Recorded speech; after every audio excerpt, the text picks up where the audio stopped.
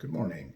My name is Michael R. Roser, and I am co-founder and chief coaching facilitator at my company, Strategic Life Coaching, LLC. Please join us for this video and others at my website, abundantlifeslc.com. As promised, in the third installment here of what I'm calling the how of life and how to live life, today I'd like to talk about being open, the second part of that acronym of how. Last week we talked about, at the very end, about this final opening up and allowing people to see who the real you is versus keeping up the facade of what you want people to see. And the last word of the day, as I laughed, was intimacy, which is into me you see. And I believe that in taking down that facade, it's very important in opening up to the process of changing internally, thereby living a life that's true to yourself. So let's start with the definition of open, again from my friend Webster here. It's not shut or shut up, not secret or hidden, readily accessible and cooperative, free from restraints or controls. And we get down to the second definition, which is the verb opened or opening, which is to change or move away from a shut position, make open by clearing away obstacles, to make accessible, to make openings in, to make or become functional. And therein lies, I think, when we get to the verb of it, where living this way has been so beneficial to me and my clients. So when we're talking about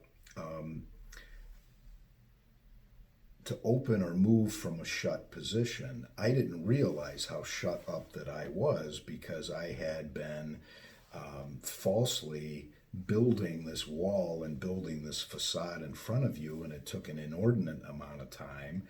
I was exhausted all the time, and as I found out in my travels that not only was that not true to myself, but the wall that I was building wasn't as valuable as tearing it down and allowing me to build what is truly inside of me, that had more value than what I thought I was building. And as I tried to change my life, I kept turning back to that old facade. I kept turning back to something that was so empty and my motivations were so poor. So it absolutely didn't work. The second part of that verb and that definition is clearing away the obstacles that I had put in front of myself, these stones and this wall, this poorly motivated wall, and I needed to clear that away so that I could move forward in a more abundant way. Well, as I cautioned in the second installment, that takes courage, because when you're opening up and you're allowing people to see into that, there's a lot of things that have to be admitted. First of all, the wall isn't me, and it isn't a very good one, and it takes courage to do that. It takes courage to change and admit that how you have been pursuing your life wasn't fully utilized.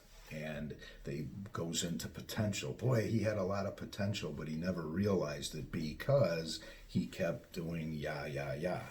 And so I don't want to do that, and I don't want my clients to do that. So in the assessment process and in this inventory, we are looking very heavily at what are the obstacles, what's blocking you to getting to that inner self and to living a life that's true to that self, whatever it is. I have a very dear friend out in Colorado, and as part of the amends process, I recently made my amends to her. And we have had the most glorious conversations and the most glorious time recently, because I'm allowing her to be her, and it's so nurturing and wonderful. And she now knows me better, and we're being intimate with one another, and it's just it's glorious. We have picked up where we left off, and friends like that, you just can't put a price on. So the obstacles.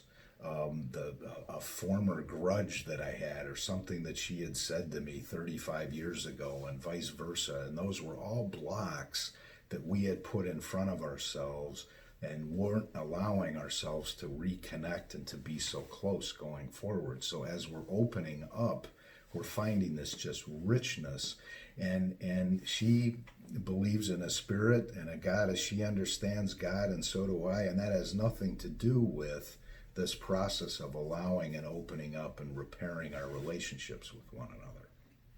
Unbelievable.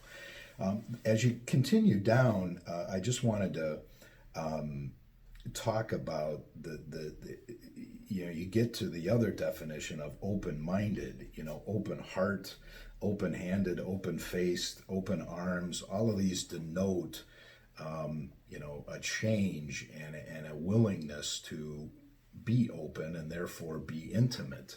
And I thought open-minded was great. It's an adjective free from rigidly fixed preconceptions. And oh my, does that speak to my heart this morning, because I was a certain man. I knew exactly where I was going, or at least I thought, and what I needed and so on, and was very rigid in that pursuit. But worse was I was very rigid in how to go about changing in order to live a more abundant life. And I had those blocks, and I didn't want to look at them, and I certainly didn't want to change them, and that was preventing me from living this abundant life and following in a very, very now distinct pattern, and I could not be happier. So I hope that helps. Tomorrow we'll talk about the last part of this, which is willingness, which is also very, very important to living an abundant life. Hope that was helpful. Take care now. Bye-bye.